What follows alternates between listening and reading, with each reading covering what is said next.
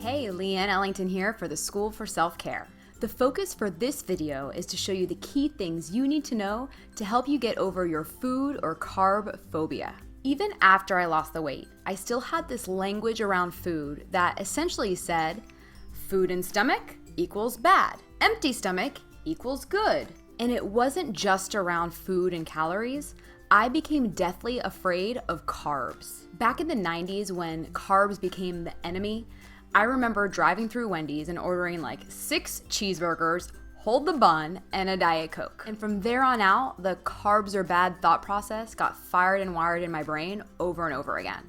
So how do you go from having this love-hate, black-white relationship with food to all of a sudden loving it and feeling strong around it? Well, you don't, at least not in my opinion. You probably hear all the things I heard about changing your mindset around food, about just embracing it and loving it. But it's not that easy. The switch doesn't happen like that, and to be honest, your brain doesn't work like that. So I say meet yourself where you are in your fears instead of ignoring them. So for all of you who are still working on your relationship with food and carbs, here is how you can practice self-care in the meantime. Number 1, the carbs you are eating, are they real? If you're going to eat them, eat the good stuff. I used to buy light bread and low carb wraps, and even though they were technically low carb, they were laced with chemicals and additives and fillers, and it took them from real to anything but. So, if you're gonna be a carb phobic, be a carb snob as well. Eat the real stuff. Your body and your nervous system will thank you.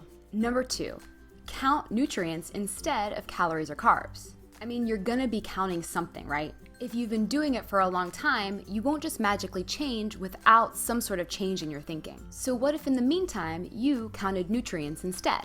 If you focus on nutrients and getting a lot of them, not only will your brain and body be stoked, but you'll also be consuming super nutritiously dense carbs. And it'll shift your focus away from the obsession. Number 3, try to drop the black, white, good, bad labels. Okay, we hear that carbs are bad, but do you think that starving children in Somalia get served a baked potato and say, no thanks, I'm laying off the carbs this week? These are labels that we picked up somewhere. So what if you simply asked yourself, how will this make me feel if and when I eat it? If the answer is tired, sluggish, guilty, ashamed, fill in the blank, just give it a pass this time. But either way, drop the labels you have around carbs and food in general, because they aren't true and they aren't serving your relationship with food. Okay, that's it for this video, but I'll be back real soon with some more super simple self-care solutions you can start using right away to start living lighter. See you next time.